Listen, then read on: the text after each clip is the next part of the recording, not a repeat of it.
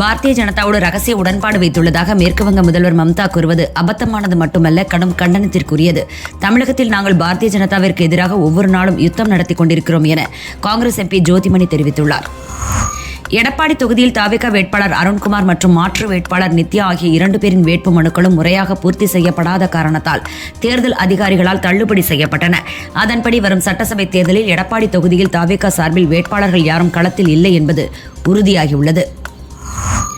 திமுகவினர் வாக்கு வங்கி அரசியல்தான் செய்கின்றனர். மத்திய அரசை எதிர்க்கட்சியாக பார்ப்பதால் தான் தமிழகம் வளர முடியவில்லை என தமாக தலைவர் ஜி.கே. வாசன் குற்றம் சாட்டியுள்ளார். மதிமுக துணை பொதுச் செயலாளர் ஆடுதுறை முருகன் பொதுச் செயலாளர் எடப்பாடி பழனிசாமி முன்னிலையில் அதிமுகவில் இணைந்தார்.